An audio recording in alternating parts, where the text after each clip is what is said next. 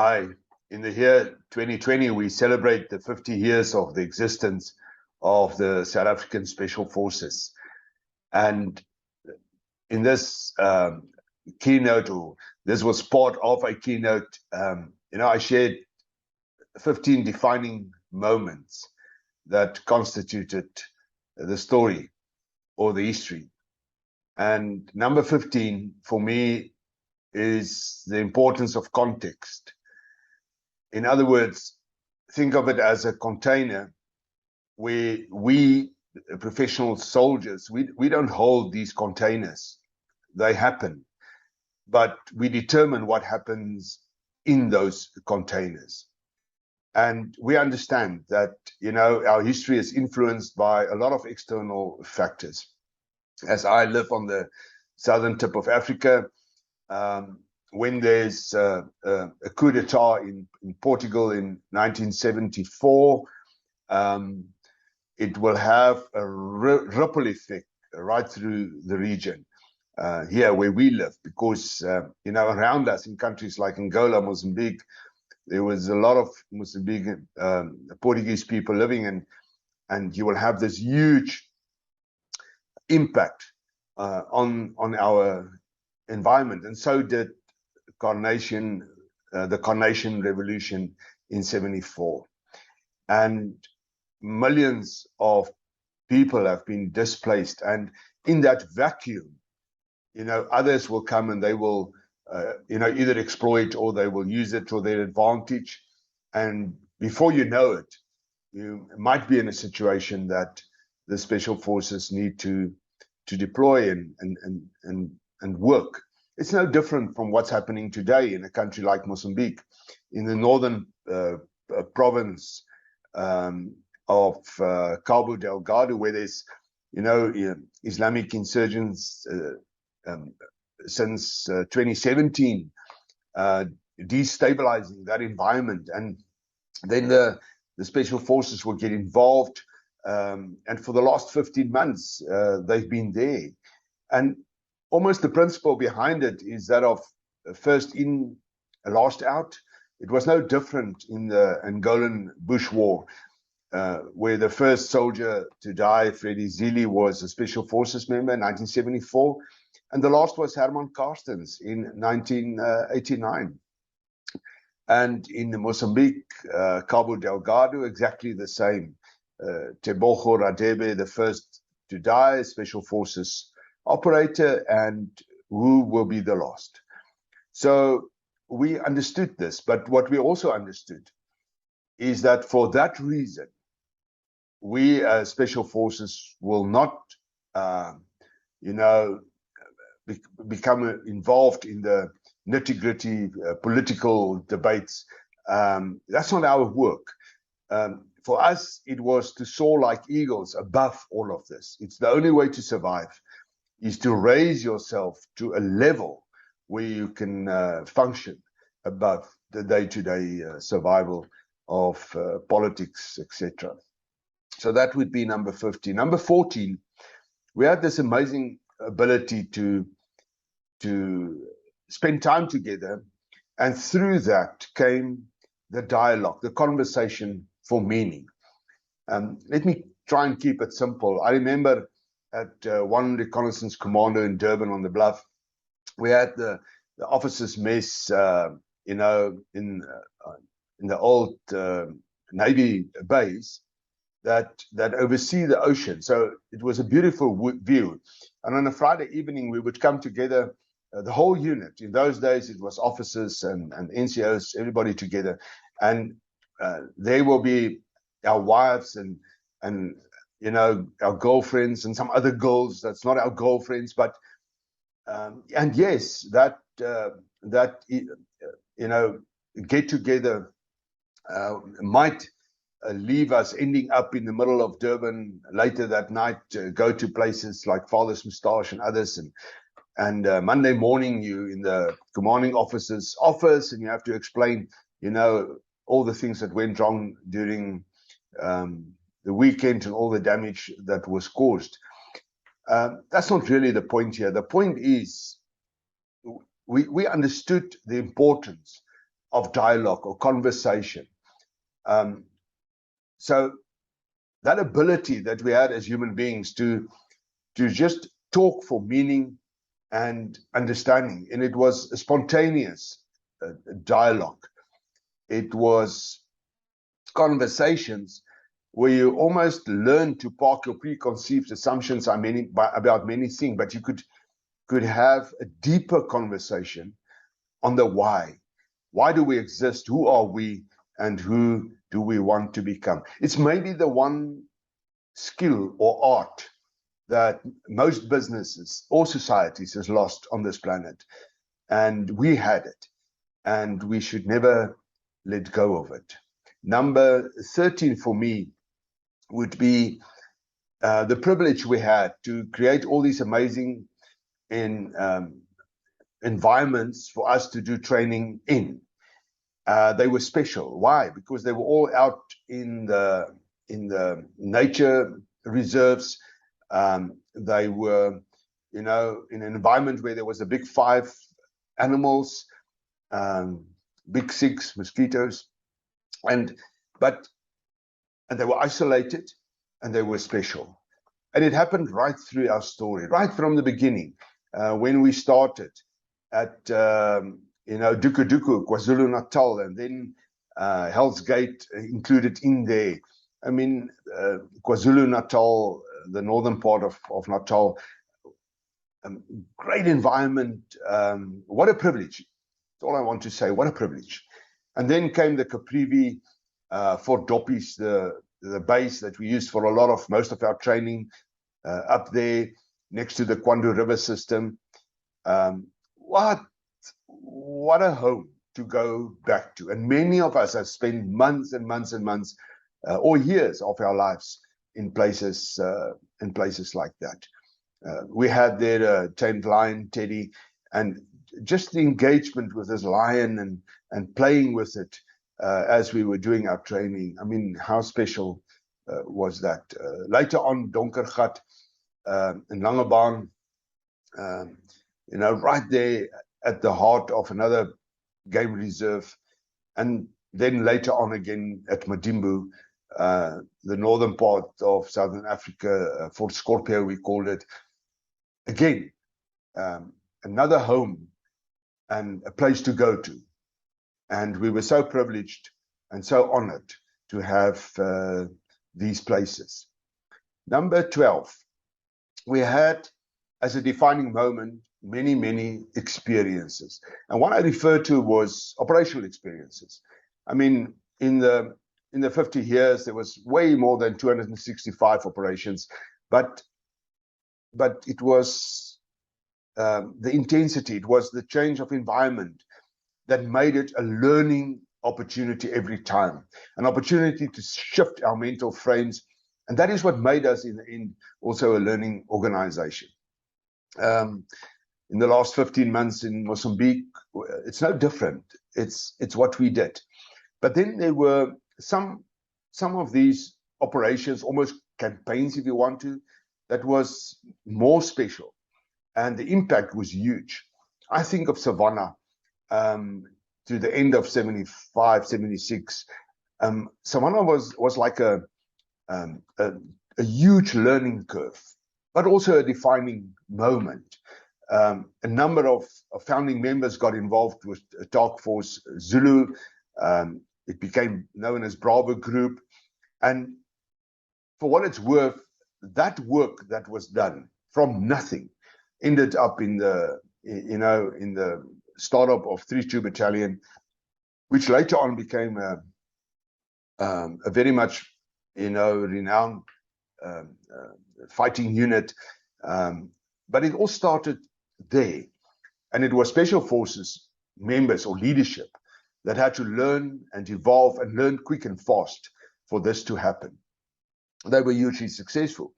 And when one recce came a little bit later, there was a bit of a vacuum. Where do they fit? What are they supposed to do? What's the work like? There was nothing easy about it. But if you look back and you acknowledge, people like Andre Diedrichs, Kanaas Conradi, Willie Ward, those people, Danny Roxo, those people all got their honoris causa medals for bravery. Connie van Wyk. I mean, how special must that have been? What was the learning? The learning was the importance of command and control, the importance of communication, the importance of us working together jointly with the Air Force. I mean, it was all new, but it happened. And yes, we were good from a guerrilla tactic perspective. So we could tick that box. But when we came back, we had to rewrite the minor tactic modules for training, as an example. And that was a good thing for the South African Special Forces. And until today, I still believe that, you know, in that deployment of Andre Diederik's, you know, what was later called Breach 14, and he occupied that hilltop hat close to the bridge, and the work he did there with one other guy. For me, that was the beginning, I think, of the whole concept of smaller deployment, smaller team deployment, small team operations, which South Africa became, I think, for that context, that environment, the best in the world. And it was special, and we learned. It's no different from what happened in Bangui in the Central African Republic in 2013. Again, the South African Special Forces were looking for, you know, something different, and then it came. And yes, sadly, 15 people had to die, 13 of them paratroopers that were ambushed. But in that 42-hour battle, the Battle of Bangui, you know, 50 Special Forces members in a group of about 150 defending themselves from a 7,000 plus rebel force. In the end, it's estimated that about 700 rebels died on that day. But again, what an experience, just lifting the spirit of becoming. And I think in between, you know, small little things, in the DRC, there was that sixth, the longest sniper shot from a sniper, South African Special Forces guy, 2,150 meters. Okay, it's not the longest, but you know what? It's from Africa, and it made it very special. I also want to believe that, you know, operation like Chitotwa in 76 and Iheki in 77 was defining. Why? Because Chitotwa was in many ways almost perfect, and then came Iheki, and it was not.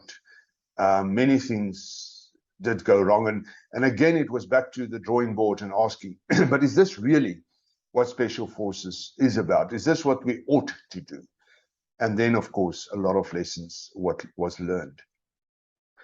And then maybe lastly, on all these experiences, these experiences helped some of the units to become. That was true of 1 Recce, but it's also true of 2 Recce. 2 Recce was the Citizen Force Reserves, and they were established in 74. And again, Savannah gave them, you know, this opportunity to evolve as an organization, as a unit, and to become. That first operational parachute jump by a Citizen Force unit since the Second World War in December 75. I mean, that was very special. And then came Iheki, and they were part of Iheki, and 2 of their members, Neville Clark and Les Greyling, also died amongst, you know, 5 others. And I think all of that, Willie Ward receiving an honoris causa silver medal, all of that got 2 Recce going. And no longer was it just, you know, a weekend soldier vibe. It became a fully fledged unit, and it became good in what it was and what it was meant to be. Number 11 is the South African Special Forces became a false multiplier. Why was this a defining moment? Because there were times when I don't think we really understood exactly what this meant. And what we had to learn was, we're not the number one fighting force in the military, and we're going to do all the work, and we should be able to do all the work. That was a huge mistake. We were specialized in many, many ways. And the force multiplier would do something disruptive by nature on one end, but it would have a huge impact on the campaign or on the mission somewhere else over time. And that impact had an increased impact beyond just that work or the incident. And I thought what made it even more special was we had all these unique capabilities in one. I mean, over time, we've evolved into, a specialist reaction force, urban and hostage rescue, an offensive strike force if you want to, if needed, search and rescue, waterborne, from surface to attack diving, airborne, pathfinder work, landward operations, pseudo operations, reconnaissance, covert intelligence gathering, and then counter-terror work. And the Special Forces guys had the ability to fit almost everywhere. And we could work over or across the boundaries of just where we fitted in the organization. I think of the reconnaissance that was done on the harbor of Namib in Angola on the west coast of Africa. And there was a small team, 3 people, Jack Creef, Sam Fourie, and Tony Vieira. That was the team. But, and I say this a little bit jokingly, I don't really think any one of them could swim properly. Sam and Jack grew up, near Vrede, Standerton in South Africa. I mean, there's no water there. Tony Vieira couldn't swim. I knew that.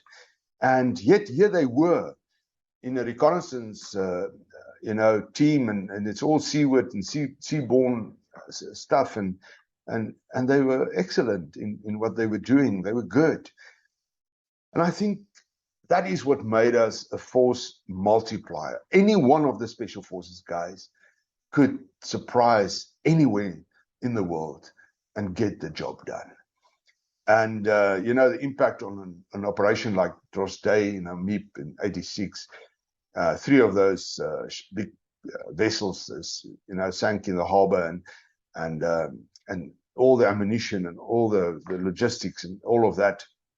I mean, these massive ships just went down. And in Russia, till today, there's many that viewed that the most clandestine diving operation against Russia since World War I. I mean, how special is that?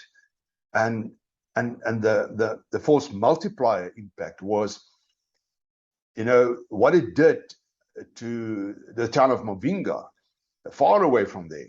It had a strategic impact on Mavinga and the retake of Mavinga. Why? Because of the loss of what happened in the harbor. And that again had an impact on the counter-strike of the South African forces at Kutja-Carnaval. And that is really what Special Forces is about.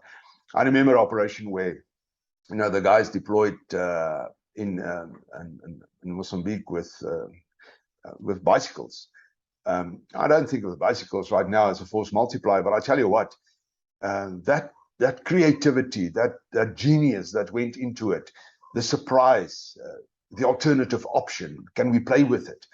This is really what I think, was one of the most defining things that happened in the South African Special Forces. My number 10 is that we were empowered for execution. And this is a concept that many militaries until today haven't learned. What does it really mean? And they pay a price for it. And it took many big defense forces of countries a long time to start learning this. But we've learned it early, in the 70s, in the 80s, and onwards. What does it mean to be empowered for execution? In other words, you have your strategic intent, where there's a shared consciousness, there's an understanding of what we have to do, there's an open transparency on what is expected, how we're going to do the work, who's responsible for what. There's no uncertainty, there's no unclarity.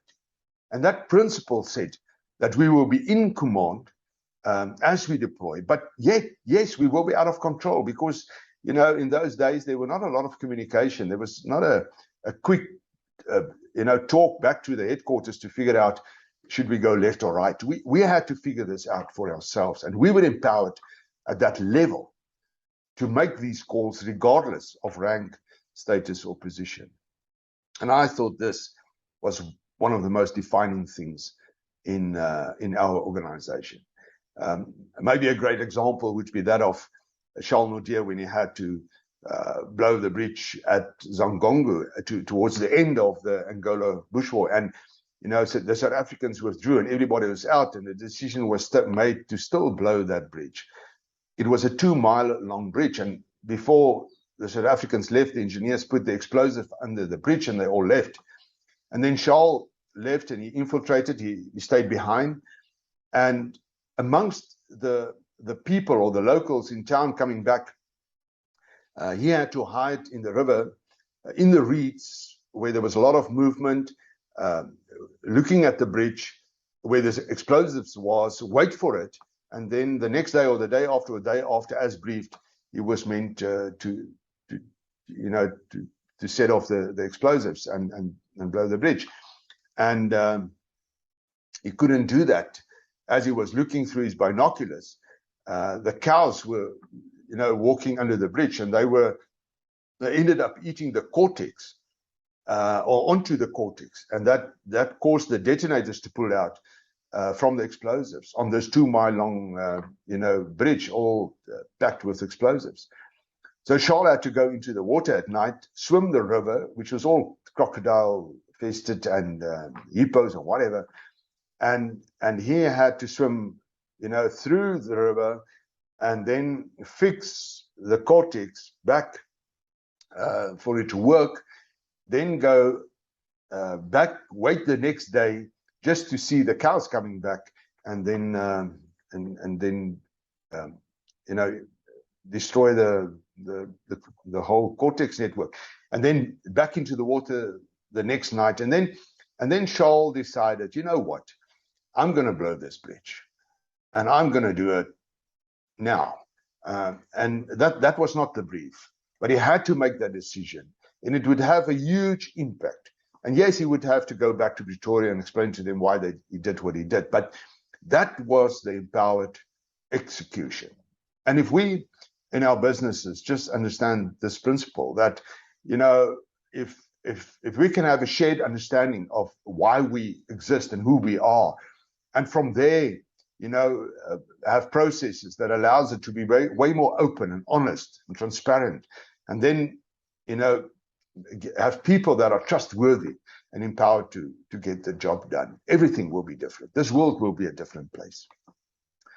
And for us, it simply meant, get the right people, give them what they need to do the job, and then make them good, top of class, the best, simply the best. And that is what we did, and that's how we did it. We allowed for people to be empowered. Number 9 is the principle or the defining moment of organic growth. We understood that. And I don't think it was ever a deliberate decision to follow that pathway. We were almost forced into it. But many, many years ago, we did understand that if we cannot grow the unit from within and allow it to mature over time, and yes, move on to the next and the next, then we will never become. And if you think of what happened to pseudo operations, it's just an example. I mean, initially there was, 76, the experiences at Savannah, et cetera, and then it became one Bravo group and one Recce was this pseudo capability, and then it was moved out to Duku, and that was the beginning of 5 Reconnaissance, and then it shifted to Phalaborwa as 5 Reconnaissance Commando, and then it became 5 Reconnaissance Regiment, which it is today. An amazing story of evolving into what you were meant to become, yet you didn't see it. For Recce, Seaborne was no different. I mean, personally, I think it started with Operation Starlight in '72 already. I mean, there they came back from this, seaward operation, and the people in the team, like Jan Breitenbach, got a Van Riebeeck decoration, and then Kanaas Conradi, Trevor Floyd, Koos Moorcroft, they all received the Van Riebeeck medal. What was it for? It was for bravery, and it was in '72. And then later on, that became, the remnants of that was Charlie Group at One Recce, and then the decision was made to go to 4 Recce, 4 Reconnaissance Commando in Langebaan, and the unit was established to become 4 Reconnaissance Regiment. And today, those 2 units, they still exist, is the pride of the nation. It's the best in the world. And from an Africa context and how it evolved, it's the pride of the nation, if you want. And it's very special. And it evolved because of a principle.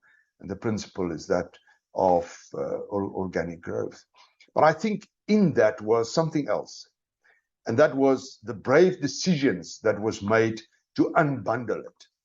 In other words, to move the headquarters of Special Forces to Pretoria over time and allow it to settle down, and then to move 4 Recce to Langebaan and move 5 Recce to Phalaborwa. And so we did with training, and so we did with logistics. And why was this unbundling so important? Because it gave each one of those entities, it gave them an identity. I mean, with the badges and the berets and the stable belts and all of that came the identity, that sense of belonging, if you want to. And that was not only brave, but it was special, and it made it special. Which lead me to my almost obvious number 8, and that is the operator's badge. All over the world we will have paratroopers with their wings and this and that, but when the operator's badge, apart from the diving badge, came, it was special. And whenever I stand at an operator's parade, whether it's Langebaan or in Pretoria, when I'm there, I experience, it's no longer about the badge now. It's about exactly that sense of belonging. You become one of something so much bigger than you.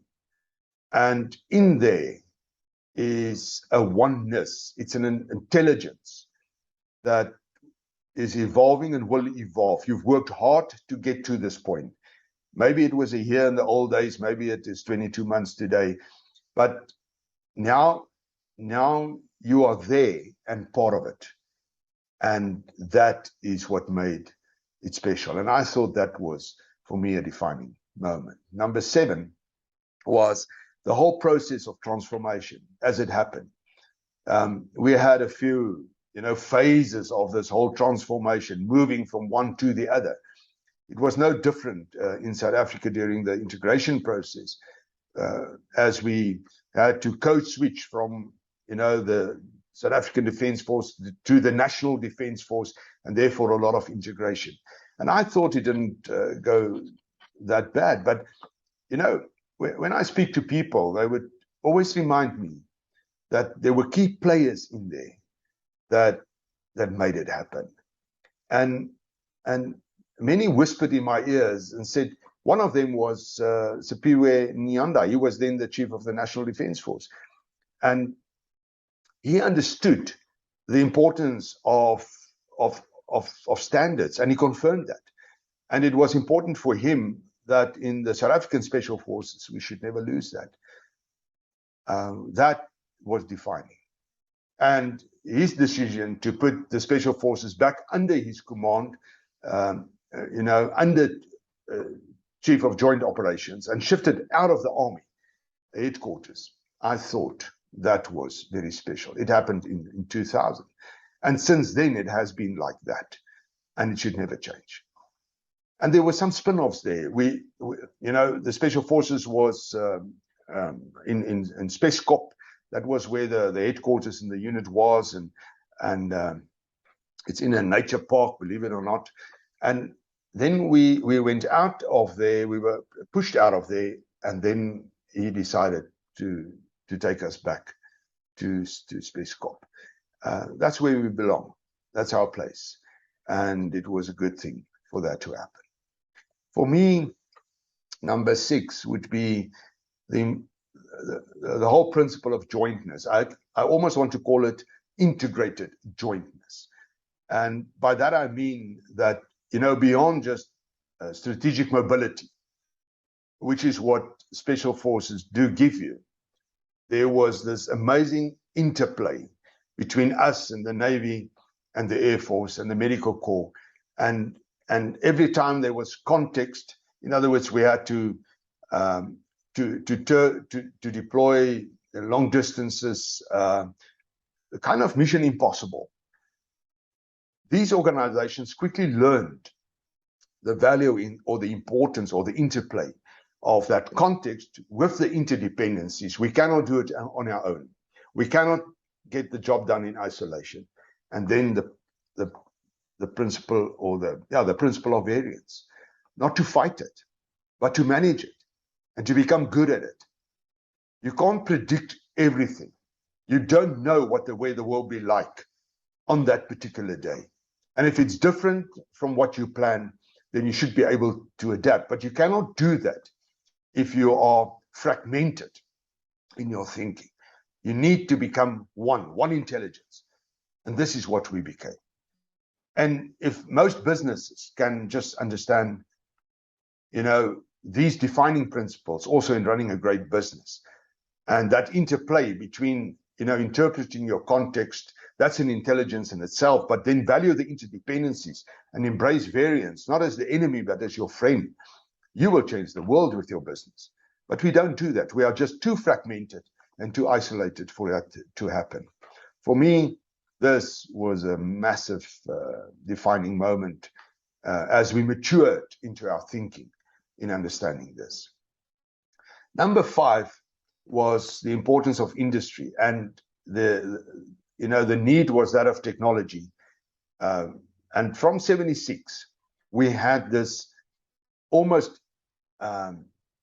integrated, on the side, but independent ability to look after ourselves and our needs from a technology perspective.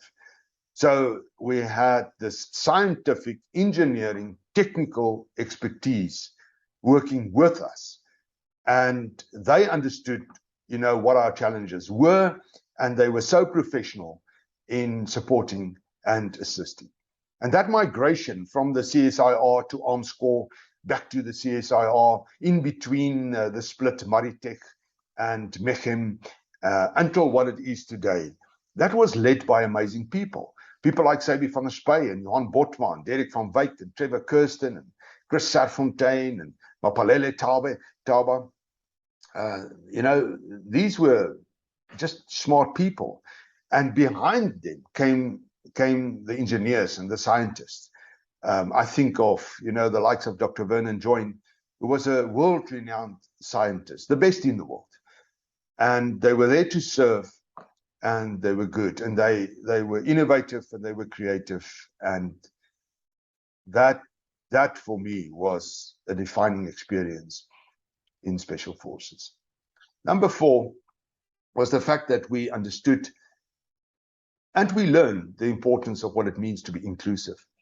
Long before the rest of this country got to understand bits and pieces of this, we realized that there was no way that we will be that successful if we don't embrace the principle of inclusiveness. So from the mid-70s, we did not fight the thought of what it means to be, you know, diverse, and it's okay.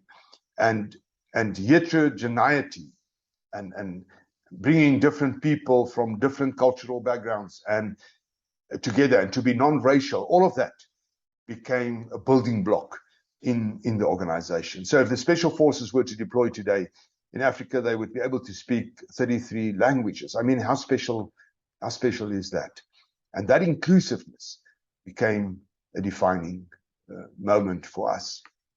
Number 3 was, for me, the importance or the principle of influence. What do you mean by that?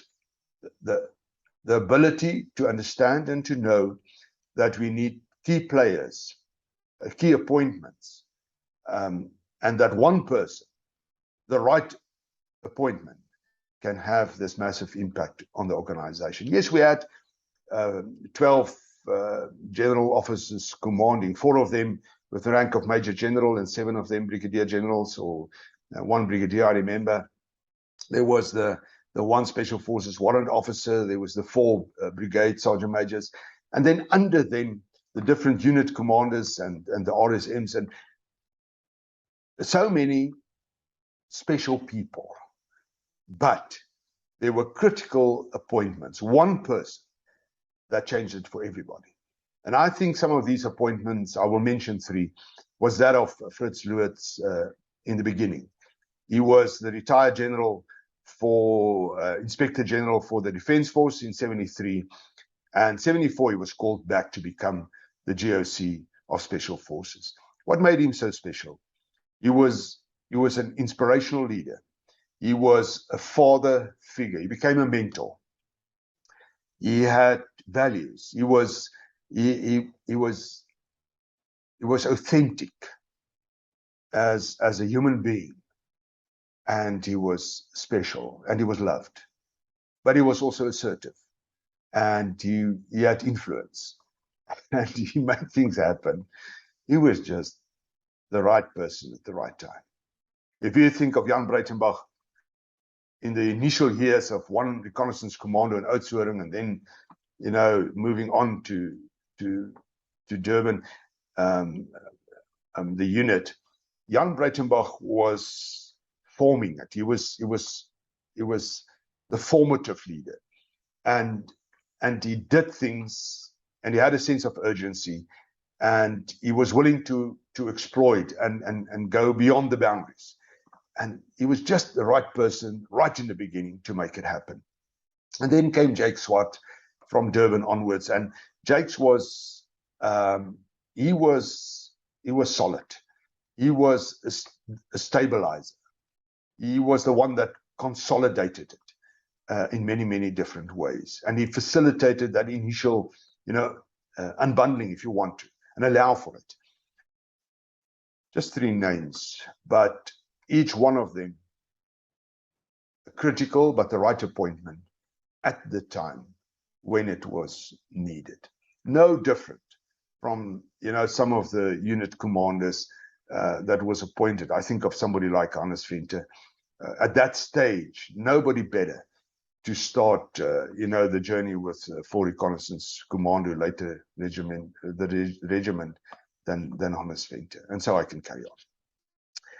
My number 2 is,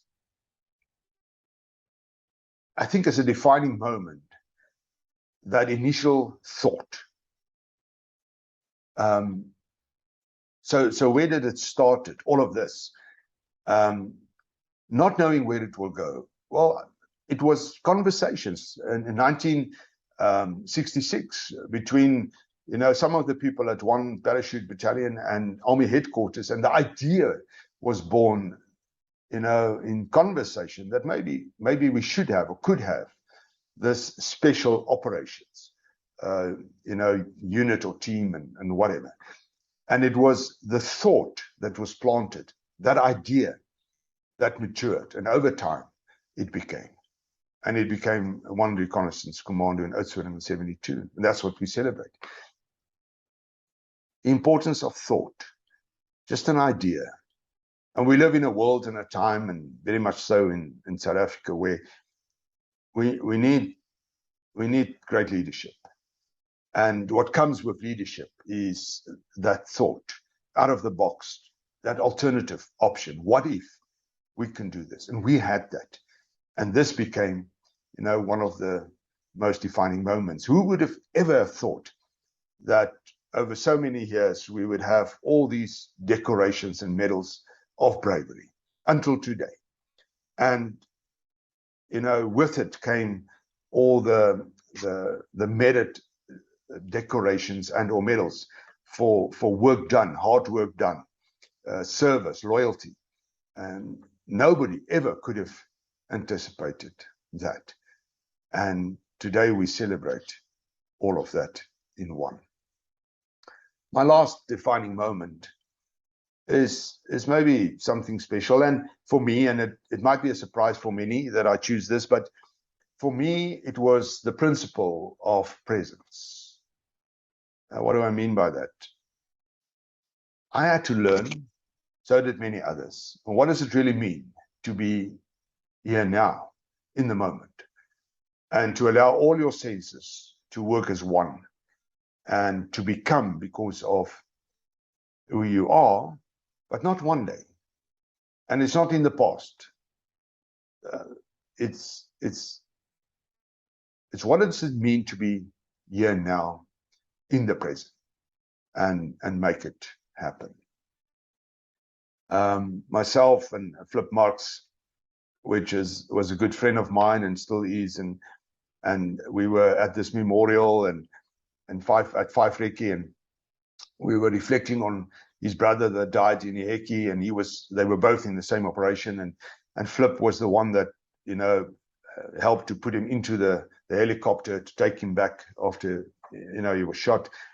And then Flip had the choice. He was offered the choice to go back with his brother in the chopper. The rest of the team had to walk out from where they were. And Flip then said, no, he's going to stay with the team, because he cannot just leave the team. He has to stay with them. I mean, how special is this? Who are these people? I often ask myself, and Flip became one of them. When we had to constitute the South African Special Forces Association, and which is the veterans organization, Flip was a key player, key driver in making it happen. This is Flip Marks, in the moment, in the advance, going forward. There's no tomorrow. Let it happen today. And 6-7 months ago, he had a stroke in Abu Dhabi where he was working, and he's still there. He's in hospital. He's immobilized. He cannot come back yet. And it's so sad that in one moment, everything changed for him and for us.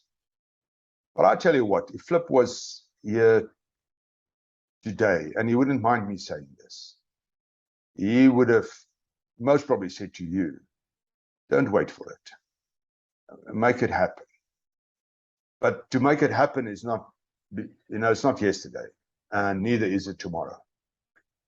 Let it happen now, and be in that moment when it happens. Be there, be here. And for me, that would be my number one. As a matter of fact, we in Special Forces often say, we fear naught but God. And we like it. We like to say that. We fear naught but God.